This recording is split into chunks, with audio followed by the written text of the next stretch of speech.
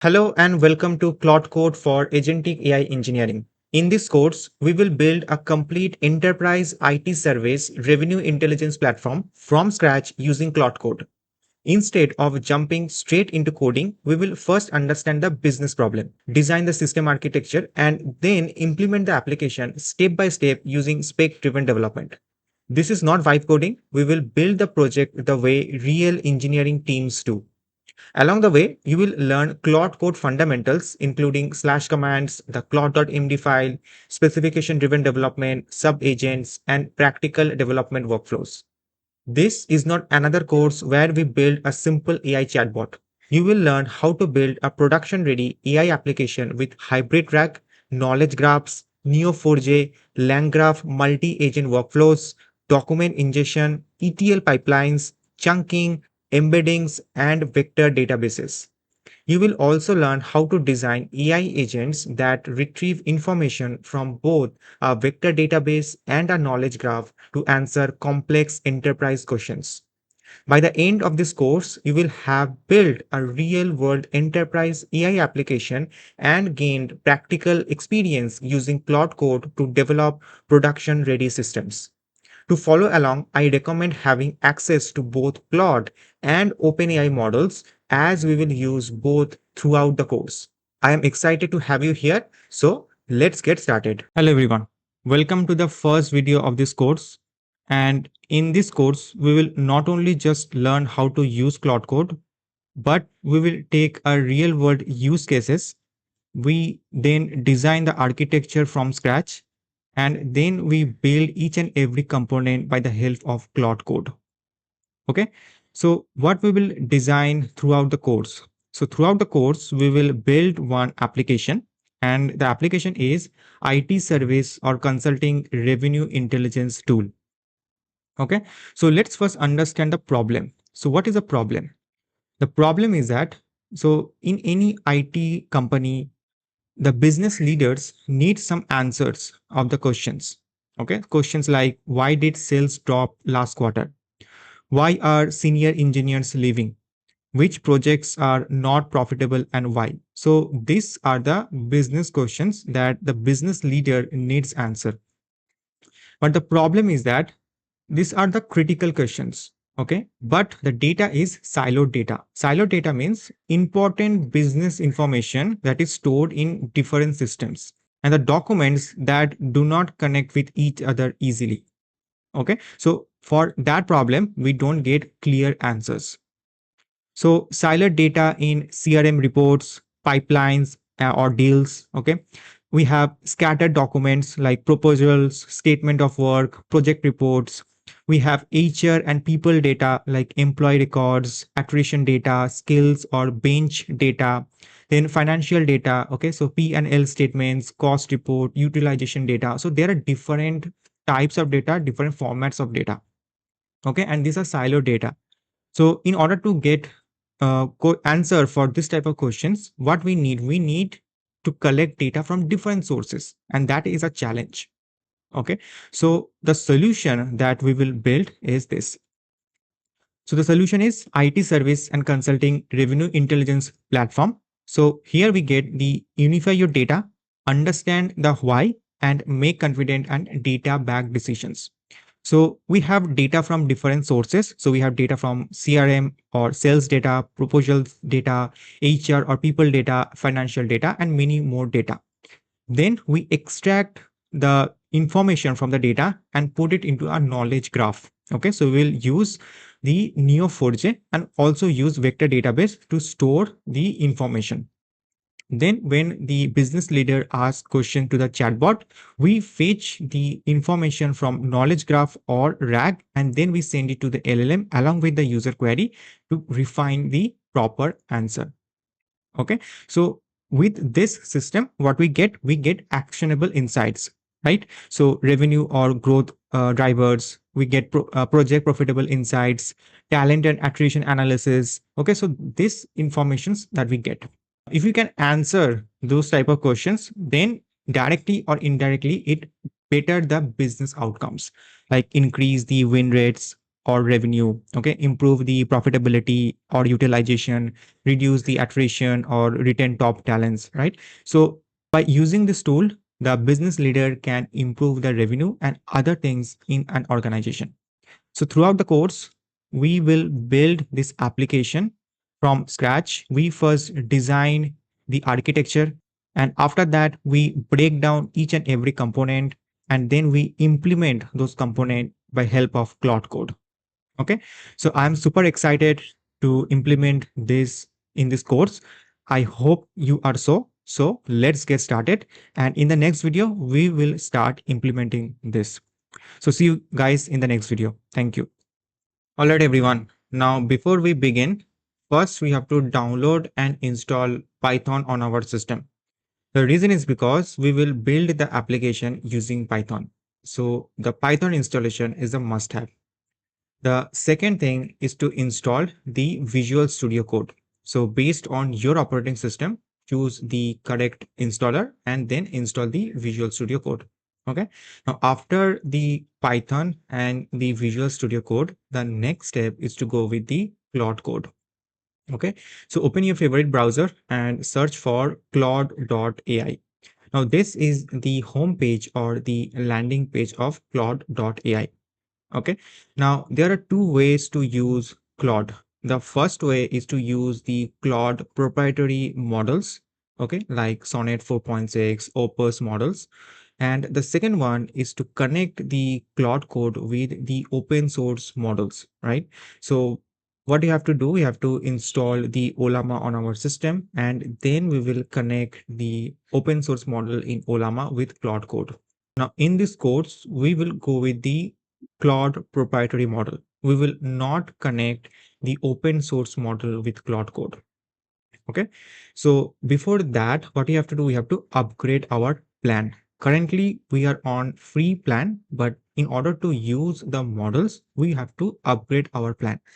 So at the very bottom left side, you can see the icon, the user profile icon. So click on it and then upgrade plan.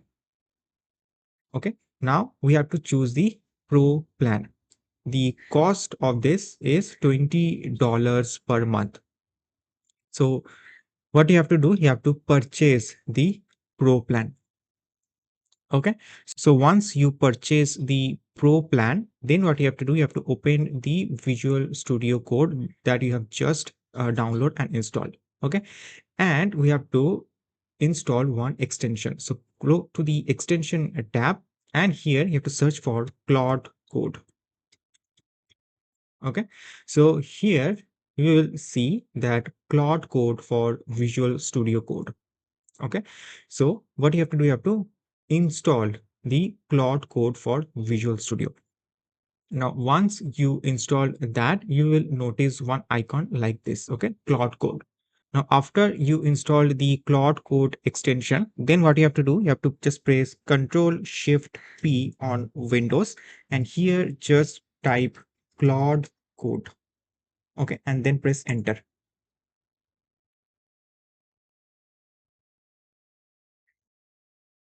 Okay, so this is the Claude Code UI.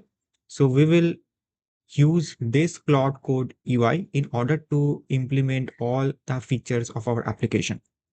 Now, if you don't want to use the Claude Code UI, if you want to prefer the Claude CLI, then what you have to do, just open the browser and search for Claude CLI install. Okay. And in the advanced setup tab, just scroll down and install Claude Code for macOS, Linux, and WSL. Choose this command, and for Windows, this is the command. Okay.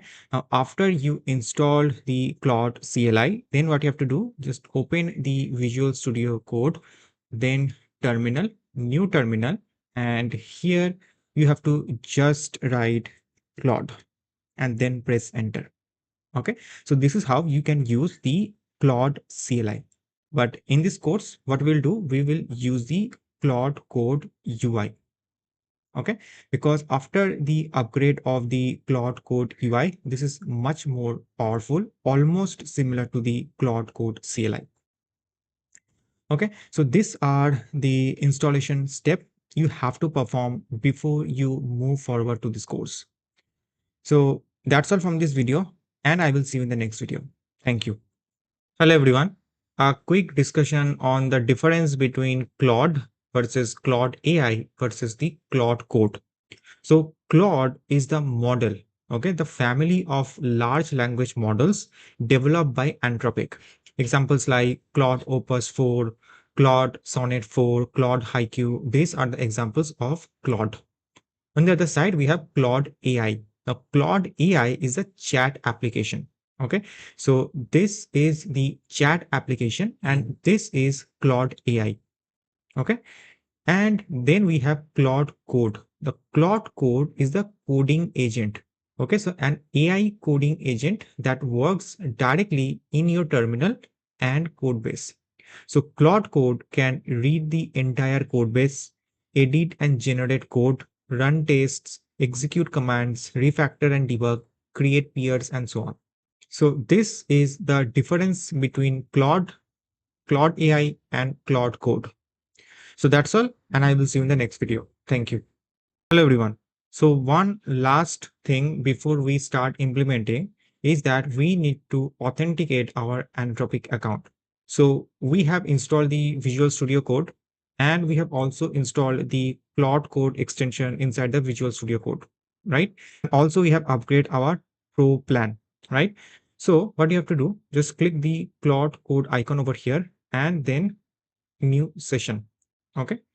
All right. So once the new session is opened, okay, and here we have to write /login and then press enter.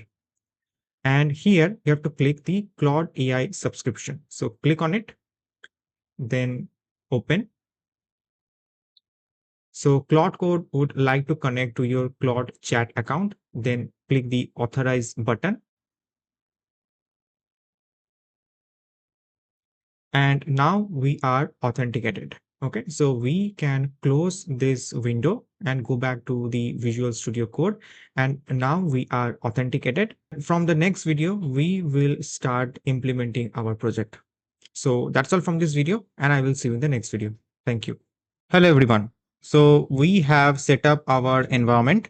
Now in this section, we plan and architect our application.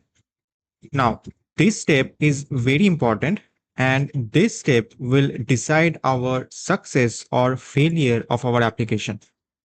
Now, here is the thing. We should not go to Claude Code and ask that, hey, this is our application should look like, implement this.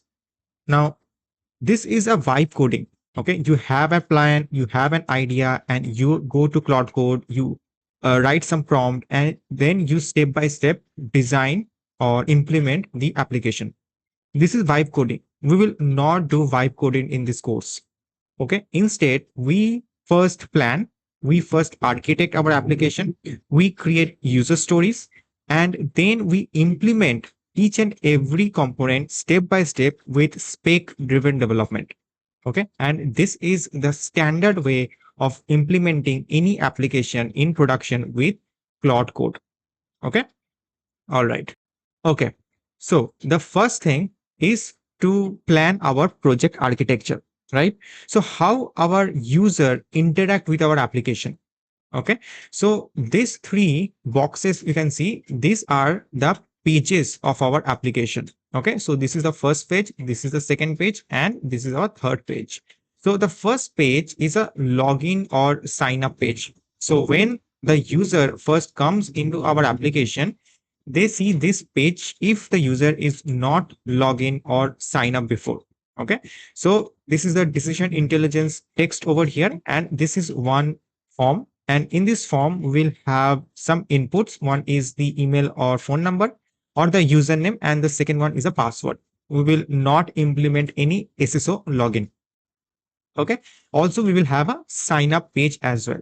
So once the user is logged in or sign up, then this is the next page where the user can upload documents. Now, who is the user? The user would be the business leaders. who can upload documents like scatter documents, HR or people data documents, right? So documents like employee records, attrition data, okay, proposals, statement of work. So these are the documents the user can upload.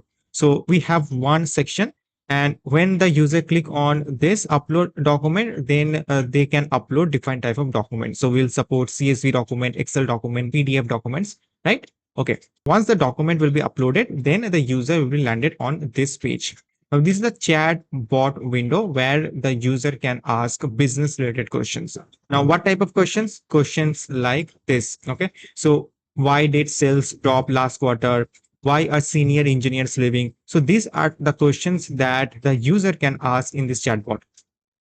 Okay, so these are the three pages we need to design with the help of Claude Code. Okay, so the user can interact with our application. So we have discussed these three pages so that the user can interact with our application, right? And in the next video we will talk about the system design. Okay, so how the login and sign up flow should look like, and how we design the knowledge graph and the rack pipeline, and how the retrieval process should look like. Okay, so these are the foundation block before we implement this using Claude Code. Okay, so in the next video we will talk about the system design of the application. So that's all from this video, and I will see you in the next video. Thank you. All right, everyone. So in this video, we will discuss about the system design. Now, this part is the most important part before we implement any functionalities using Claude Code. Okay, so system design means how we design our application, or in other words, how we break the components in our application, how we design each and every components or the functionality of the components, and how we can combine all the components to create a better system. Okay, so this step is very important, and this step decides the success or failure of our application. So we have to carefully design the system. Okay, so first we have a login or sign up page, right? So what would be the system design, or how we design the login or sign up functionalities? So here you can see that we have the user, and then we have a auth service and a database. Okay, so the user submit the details or the credentials like the username and password, and those credentials then received by the auth service. Okay, the auth service first take the username, it check that the username already present into the database or not. If it is present, then it send the user that the username is already present. You cannot create a new account with this username. Okay, so what the user have to do, the user have to choose a different username, and then again the auth service will validate the username. If it is not present, then the auth service will add those details. Also the auth service will hash the password and store it into the database, and then create a JWT token and then send the JWT token to the user. Okay, and the JWT token is used to authenticate the user for further access. Okay, so this is how we design our login and the sign up flow. All right. Okay. Now in our application, we have two important components. The first component is upload documents, and the second component is asking the questions. Okay, or the chatbot. Now for the upload documents, as we said before, that we will use both the knowledge graph and the vector database to store the content, right? So how we design this system? So whenever the user click the upload document button or upload document section, then how we collect the files, and how we send those files, and how we extract the information from the files, how we design the system for that. Okay. All right. Now let's discuss this. Okay. So this is the flow for the document upload, right? So the user, you can see the user select some documents from the local system. So documents and reports. So document could be like, so we have discussed the documents, right? What type of documents the user can upload. So The documents contain PDF files, CSV file, Excel files, right? So the users select the documents, and then what you have to do before sending the documents directly to the server, what we will do, we will first convert the documents into a base 64 format. Okay. And then we send it to the server. Now in the server, we have one ETL pipeline. Okay. And we have to carefully design the ETL pipeline. Now, what is the job of the ETL pipeline? The job would be of the ETL pipeline is to collect the file that is received from the user request, decode, and then do the chunking. And after that, store it into knowledge graph and vector database. So this is the job of the ETL pipeline. Okay. All right. Now see. So this is a file we received, and then we have to decode the file. So from the base 64 encoded, we have to do base 64 decode. And after that, what you have to do, we have to check the file type. If this is a PDF file or a doc file, then we pass it to a chunking service. If it is a CSV file or a XLSX file, then what you have to do, we have to convert the CSV into key value text. Okay, so you can see the convert each row into the CSV file into a readable key value pair. But if it is a PDF or a document, then we directly send it to the chunking service. But for the CSV, you can see that there is one more layer between before we send it to the chunking, which is converting the CSV file to a text file. So here you can see that we will do the parent child chunking for a PDF document. Okay. And if you don't know what is the parent child chunking, so let me go to the Blackboard. Okay. And let's discuss that. What is the parent child chunking? So what is parent child chunking? Okay. So in a parent child chunking, what we do, so we have a document, right? So let's say that this is a large document file that we have. So we have one large document file. Then what we'll do, we split the document into multiple parent chunk. So let's say that this is parent one. Okay. Then this is the parent two. And then this is parent three. And we have to split based on, let's say, section, or let's say a new paragraph. Ideally, what you have to do, we have to split it meaningfully. We can also use semantic splitting over here. Okay, so we have a large document and we meaningfully split it into some parent chunk. Now this parent chunk generally, okay, so this parent chunk generally has, okay, generally has 800 tokens. Let's say for the parent 2, this is 750 tokens. And for the parent 3, this is 600 tokens. Okay. And then what we will do, we will store it into a database or a storage layer. So we will store it into a database, and let's say that we select MongoDB over here. So once we store the parents chunk into a MongoDB, then what we'll get, we get a unique ID for each and every parent, right? Okay. Then we have to create child chunk.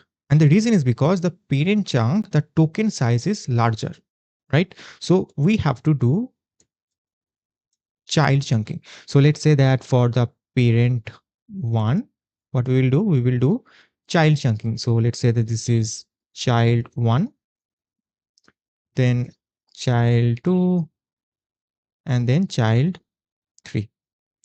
Just like that, for parent two, we will also do the chunking, and we will create some child chunks. So C1, C2, okay, so C4, C5, and C6. Okay, like that, we have to create child chunks. And generally, the child chunk size is, let's say, 120 tokens for this one, and this one is 100 tokens. So small chunks we have to create. Okay, and then what we will do, we will do the embedding of these child chunks. So we will do embedding. And after the embedding, we store it into a vector database. Vector database. So this is called parent-child chunking. Obviously, you can improve the flow. So you can add some metadata over here. Okay, so during the uh, storage of the embeddings into the vector databases, you can attach the metadata to the child, each and every child chunk into the vector database.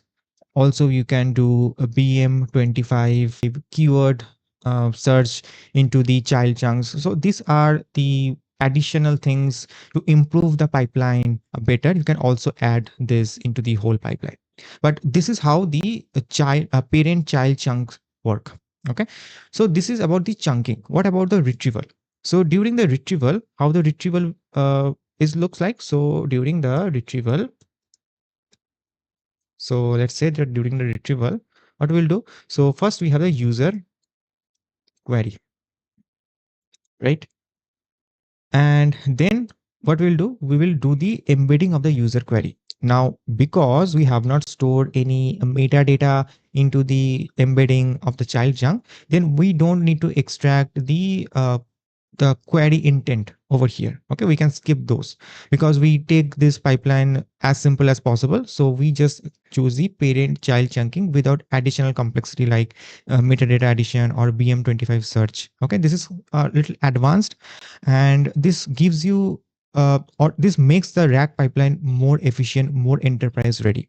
So during the retrieval, we have the user query, and then what we do the embedding of the user query, and then we do the vector search. So we do the cosine vector search. Okay, we do the cosine vector search, and after the cosine vector search, what we get? We get top k results. And once we get the top k results, then what we will do? We will pass this, okay, to a cross encoder. Cross encoder. So in the cross encoder, what we will do in the cross encoder? So we have the user query, right? And we have the top k result. So we attach the user query plus the the result. Okay, so let's say that this is chunk 1, and this is our, let's say, p1. Then we have the user query and chunk 2. Let's say that this is p2. Okay, like that we have total top k records, and we send it to the cross encoder. Now the cross encoder generates scores between 0 to 1 based on the relevancy of the query and the chunk that is retrieved by the vector search. Okay, and after that, what we'll do, we do the re-ranking. Okay, so we do the re-ranking because we get some scores. Let's say P1 score is 0.25, P2 score is 0.65. So in the re-ranking phase, what we'll do, we will put the P2 at the top and then P1. Like that, we have to do the re-ranking. And again, we select the top K records. Let's say that we select the K value is 3. So we only select P2, P1, and let's say P3. Okay.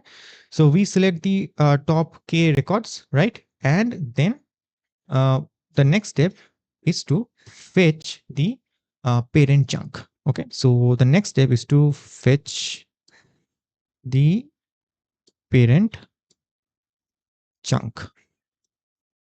Okay, because you remember that during the storage, so we have the parent chunk and we store it into the MongoDB, right? And once we store into MongoDB, we get a unique ID.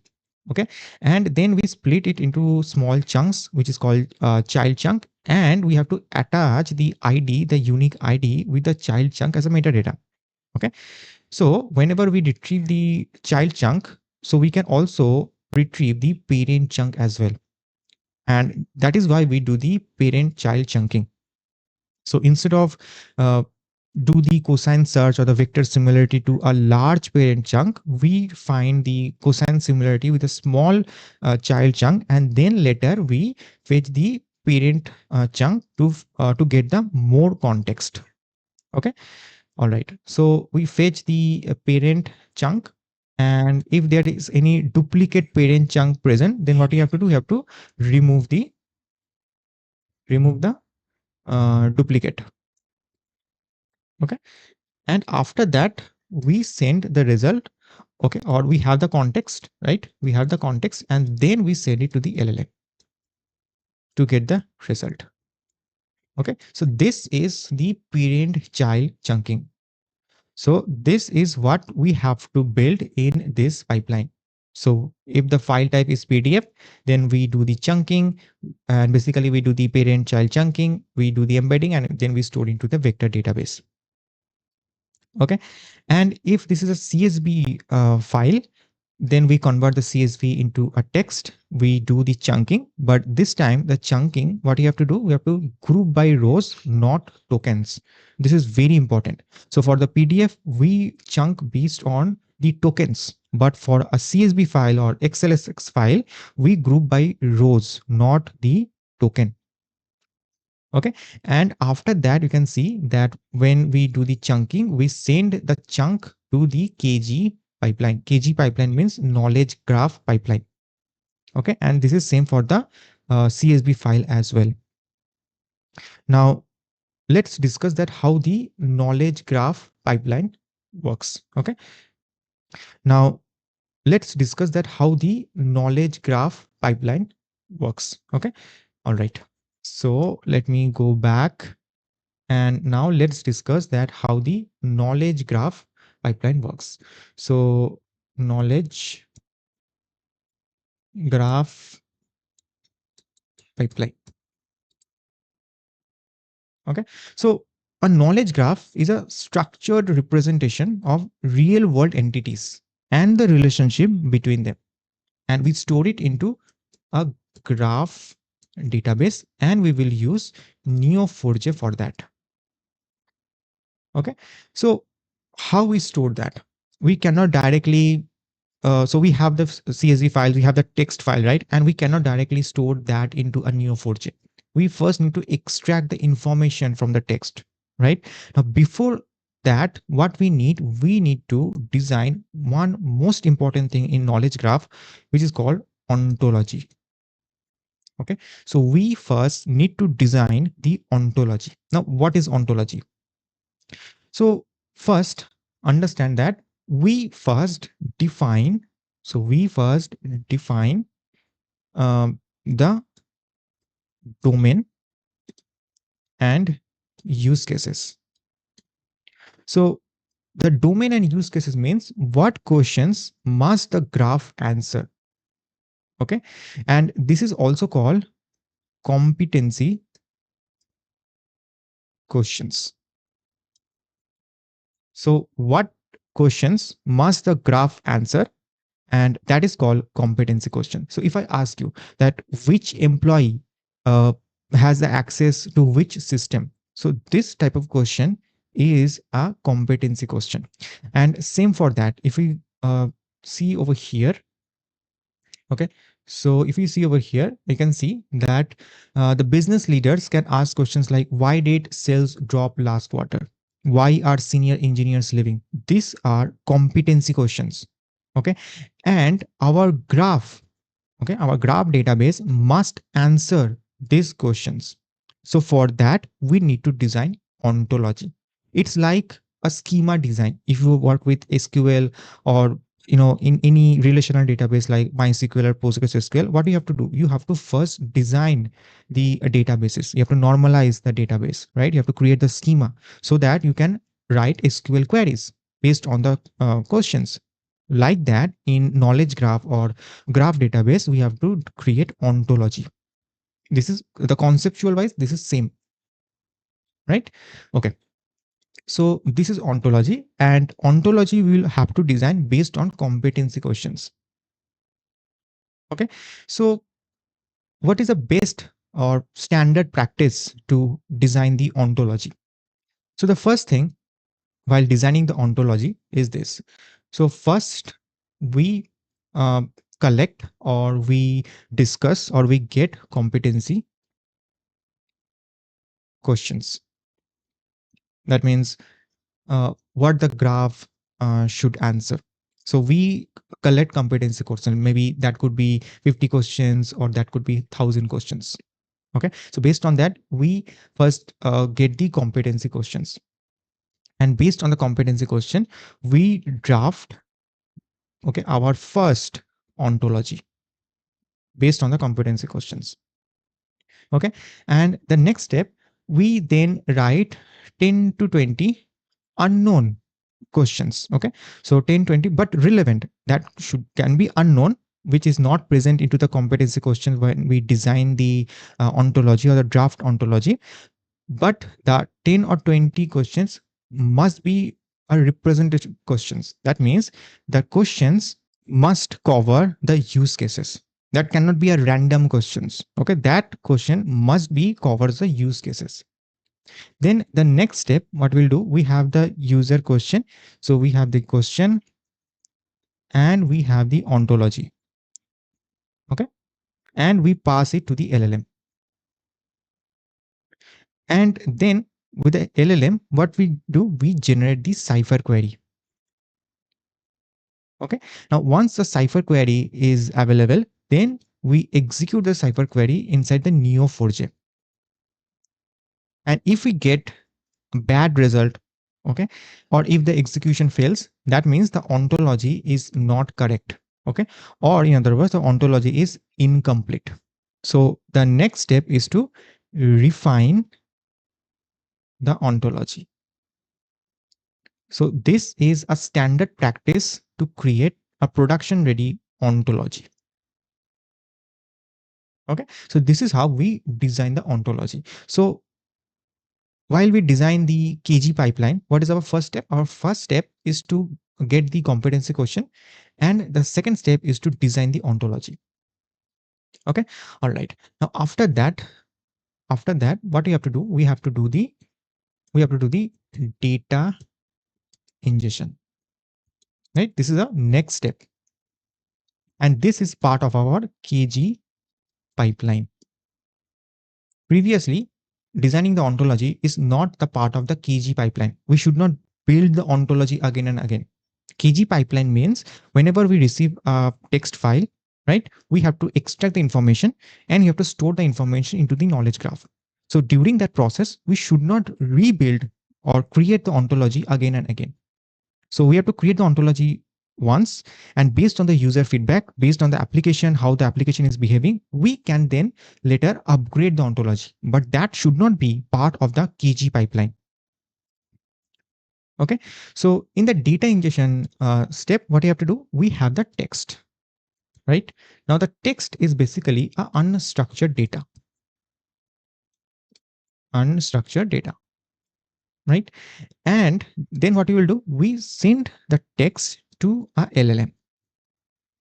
Now, before sending the text to the LLM, we also need to pass the ontology. Otherwise, how the LLM will generate the cipher query, right? So we send the text or the unstructured data along with the ontology with the LLM. Now the LLM, what the LLM will do? The LLM will generate a structured JSON. Okay, the LLM will generate a structured JSON. The next step, that we have to validate the JSON. Okay, so we have to validate the JSON, or let's call it that validation layer. So in the validation layer, what we will do, we do the schema validation. That means, did the LLM follow the ontology?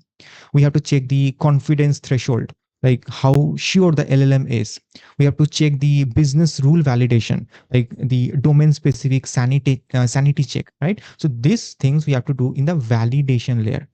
Now, after the validation layer, we then move into the entity resolution. So this is our next layer, entity resolution layer. So in the entity resolution layer, we check if any entity already exists or not. For example, let's say that in the textual document, we have a name. Let's say we have a name of John Smith. Okay. And also we have a name J. Smith. Now, if I say that John Smith and J. Smith might be similar, but if I say that John Smith works at company A and J. Smith works at company B, that means these two users are not same. So that thing we have to check into the entity resolution step. Okay. All right. Then after that, what you have to do, we have to write it to the Neo4j. So this is the data ingestion part. So like that, how the retrieval process will look like. So now let's discuss the retrieval process. So now the retrieval process or retrieval process. So in the retrieval process, we have the user query. Okay. So we have the user query and then we send the user query, okay, into LLM semantic parser. LLM semantic parser. Now, what the LLM semantic parser will do? So based on the user query, the LLM semantic parser will the intent extraction. Okay. Then entity recognition, right? Then metric extraction. Now, how the LLM will do that with just the user query? With just the user query, the LLM cannot do that. For that, we also need to pass the ontology as a context. Okay. So based on that, so now we have the ontology. Now the LLM can now do the intent extraction, entity recognition, metric extraction, time constant extraction, and so on. So this is the second step during the retrieval process, right? Okay. Then the next step is graph query DSL. This is the next step. Now in the graph query DSL, we have to do the structured meaning in JSON format. Okay, so the DSL stands for domain specific language. Okay, so domain specific language. So SQL is a DSL. Okay, Cipher query is a DSL. So DSL is a domain specific language, and in this step we have to extract the structured meaning in JSON format. Okay, so we have to do this in the graph query DSL step. Now the next step is ontology validator. The next step is ontology validator. Now in the ontology validator, what we'll do in this step, we validate the entities. Okay, then we validate the relationship. Okay, then we validate the properties. That thing we do in the ontology validation step. Okay, and then the next step is graph query planner step. So this is graph query planner. So in this step, what we'll do, we determine the traversal strategy. So we have the knowledge graph, right? And we have to determine the traversal strategy. We have to determine the aggregation strategy. So let me write. So here what we'll do, we will determine. So we will determine the traversal strategy. So like that, we have to determine the aggregation strategy. Okay. And after that, what we'll do, we then do the query AST. So AST is the internal structure representation of a query. Okay, and this is very important. Now, before generating the Cipher query, okay, generally we generate the Cipher query from AST to Cipher. Okay, so and the biggest challenge is to generate the AST from the user query. generating cipher query is not the big thing. If we have a valid AST present, then we can generate the cipher query. But generating the user query or from the user query to the AST is the biggest challenge. Okay. And this is a query AST step. And the next step is to pass it to a graph compiler. Now the graph compiler, what will do? The graph compiler will convert the AST to a cipher query. Okay. And once a cipher query is available, then we pass it to a Neo4j driver, and the Neo4j driver will execute the cipher query to get the result. That means we have now the context present, and then we pass it to the LLM for the response. Okay. Now, again, I repeat, the biggest challenge in this flow is to generate the user query to a valid AST. Okay. Now, see, in the retrieval phase, we can do so we have the user query, right? And we can directly say that, okay, this is the user query and this is the ontology, generate the cipher query. So you purely depend on the LLM to always generate a valid cipher query. But in real production environment, we should not directly depend on the LLM to generate the cipher query. What if, let's say for maybe 2 times out of 100, the LLM hallucinate? In that case, we get bad response, right? And we should not do that. In real enterprise application, we have to always get proper response every time. So we have the user query, then we pass it to the LLM semantic parser along with the, or we pass the ontology as a context, right? And here we do the intent extraction, entry recognition, metric extraction, and then we pass it to the graph query DSL. DSL stands for the domain specific language. Okay. Then the next step is the ontology validator. So it validate the entities, validate the relationship, validate the properties, right? And then it do the planning. Okay. So it determine the traversal strategy, the aggregation strategy, and then the query AST. So we have to generate the AST, and that is the biggest challenge. Okay. And once the AST is available, then we pass it to the graph compiler. The compiler will convert the AST into a cipher query, and then we execute the cipher query with a Neo4j driver to get the result, and then we send the result to the LLM. Now here the LLM comes at the very last. And if and this guarantees that we get proper response from the LLM. So this is the retrieval strategy for knowledge graph. Okay, so I hope you understand both the rack pipeline and the KG pipeline. Okay, so if I go back, so this is our chunking strategies. Again, a quick recap. So the user upload document, the document is now base 64 converted. We pass it to a ETL pipeline. The ETL pipeline first decode the base 64 document. It checks the file type. If this is a PDF document, then it's do the chunking. Okay. And then it pass it to a rack pipeline where we do the parent child chunking. And we have discussed that how the parent child chunking actually works. Okay. And then from the chunking, it also pass it to a KG pipeline. And also we discussed that how the KG pipeline works. And if the file type is CSV or a XLSX file, then we convert the each row in the CSV file into a text file.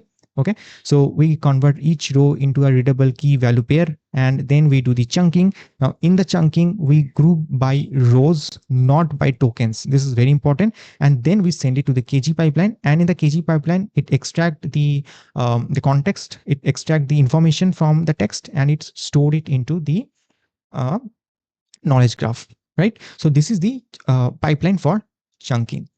Okay. And then this is the retrieval strategy, and we will discuss the retrieval strategy in the next video. So I hope you understand this video, and that's all from this video, and I will see you in the next video. Thank you. All right, everyone. Now let's discuss the retrieval pipeline.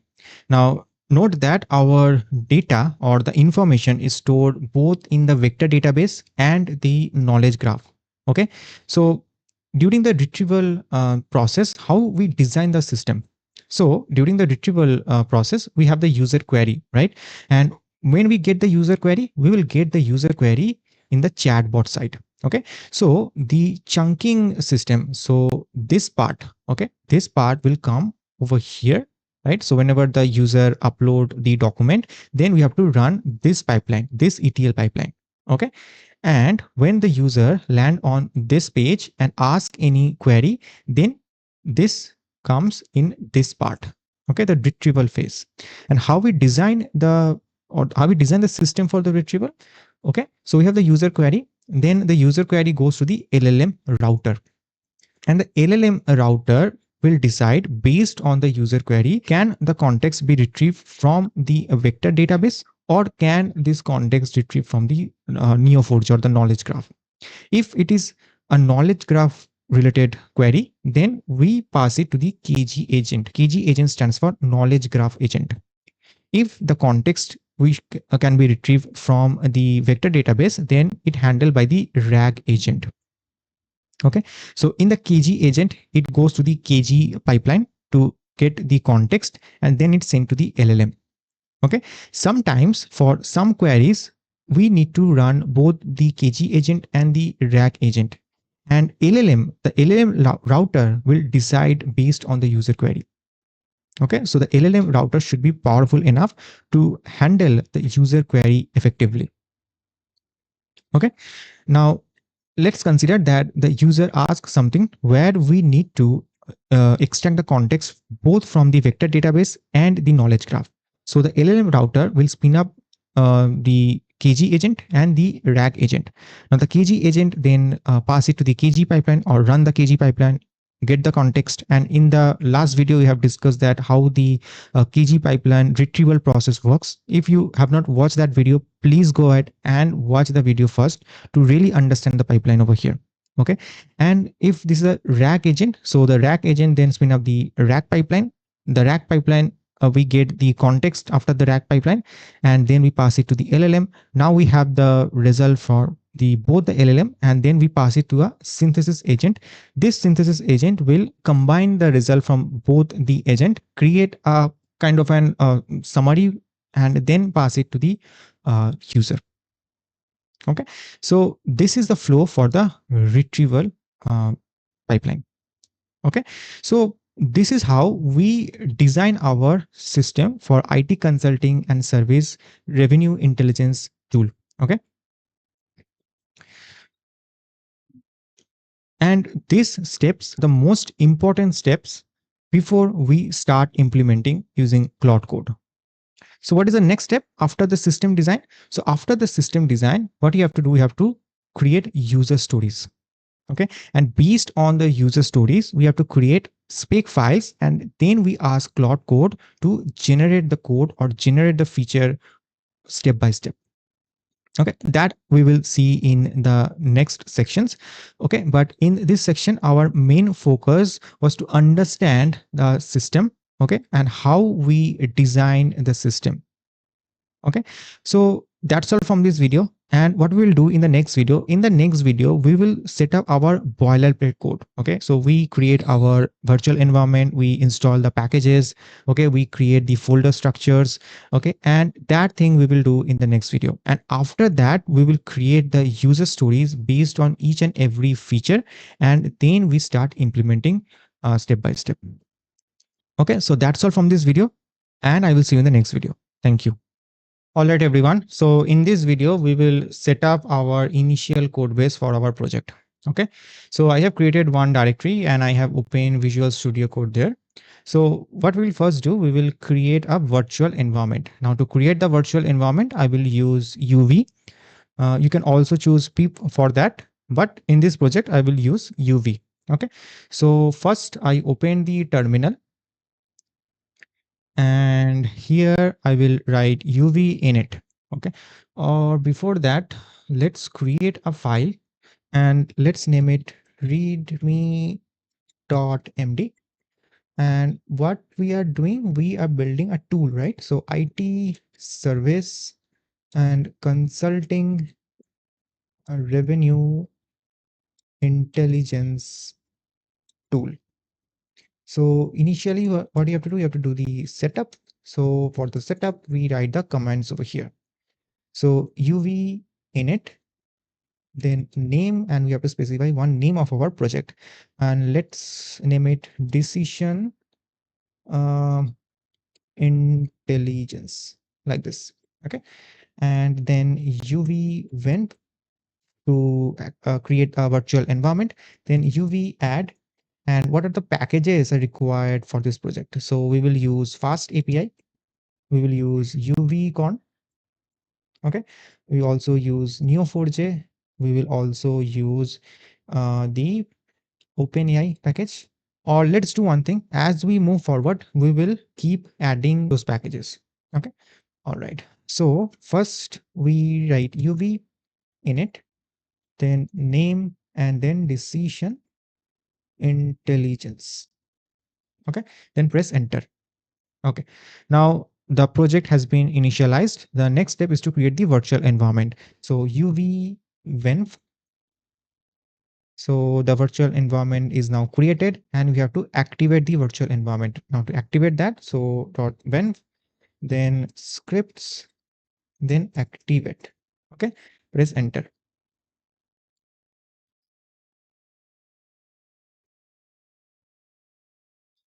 So our virtual environment is now activated. Now we can see that over here you can see project. Now why you see project? Because I name the directory as project. That is why.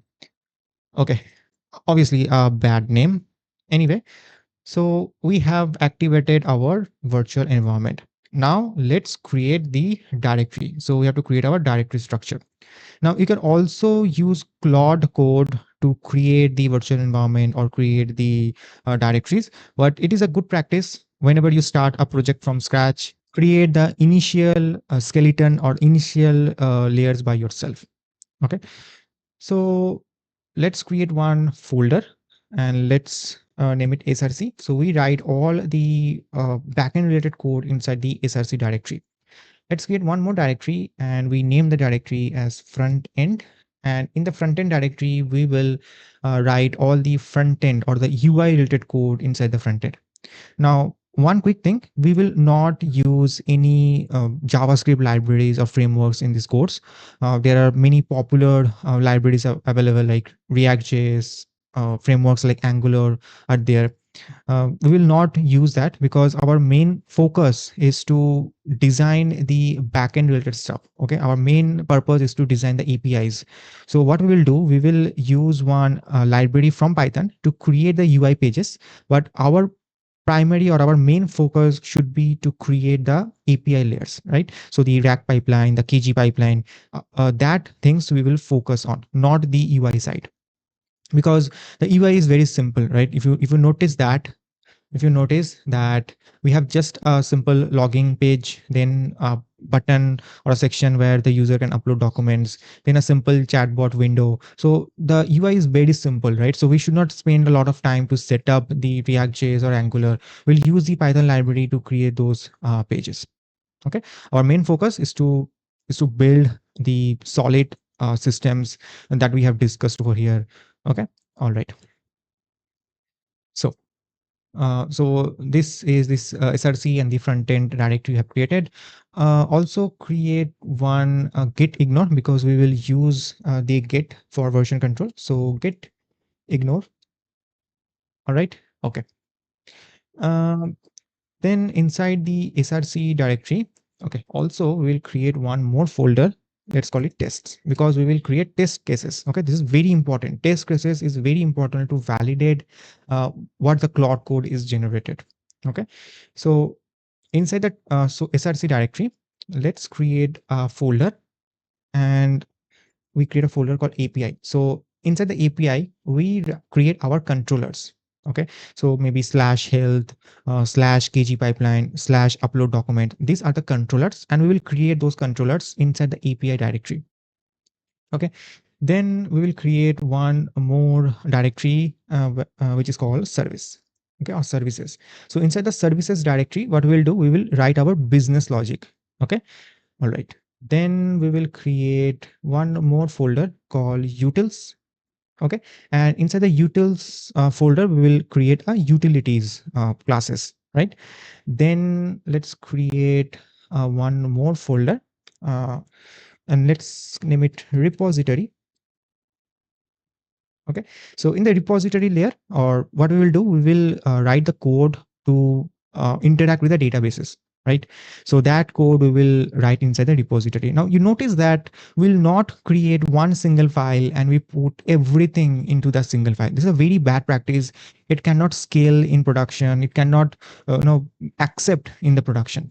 The recommended way to create large or even small projects is always do modularized code. Okay, so break down the whole logic into multiple modules and write that into each and every modules. Okay, then what you have to do, you have to create one more folder. Let's name it schema. So inside the schema folder, what we'll do, we will create the schema for the MongoDB, right? Because we need a database, which is MongoDB, and we have to create the schema. Then let's create one more folder called logging, which is very, very important, right? So logging is very important, that how our application is behaving. Okay, so now let's create one more folder and we name the folder as DB. So inside the DB folder, we will create a file, and in that file, we will write the code to establish the connection to MongoDB. And we have a main.py file, and currently this is outside of the src directory. So let's move the main.py file inside the src directory, because we write all the backend related code inside the src directory. Okay, perfect. So I think that's it. That is our initial setup of our application. Again, a quick recap. So we have created mainly three directories: frontend, src, and tests. Frontend directory is used to create the pages. The test directory is used to create test cases. So we will create end-to-end test case and unit test cases inside the test directory. Then the src directory is used to write all the backend related code. So we have separated or create modularized code base. So for that, we created API directory where we put the controller layer or controller logic inside the API directory. Then the DB directory is used to establish connection to MongoDB or any other databases that we use in the future. Logging is mostly used for the logging purposes, right? Then the repository, and repository is used for to retrieve the information from the databases. Then we have a schema directory. So in the schema directory, what we'll do, we write all the schema. Okay, maybe we so user send a request, we validate the request. That code, that logic will create those files inside the schema directory as well. Then the services directory. So in the services directory, we write all the business related code inside the services directory. So from the user request, first come to the controller, which is inside the API directory. From the API directory, it moves to the services. From services, it moves to the repository. Okay. And then finally, we have the utils directory. And in the utils directory, we write all the utilities. For example, hash the password. Okay, that is a utility method we will create. So that we will put inside the utils directory. And main.py is our root or entry file of our application. So this is how we set up our application. And what we'll do in the next video, we will use Claude Code to generate the code step by step, one at a time. And we also use spec-driven development. So in the next video, we will start writing our code. So that's all from this video, and I will see you in the next video. Thank you.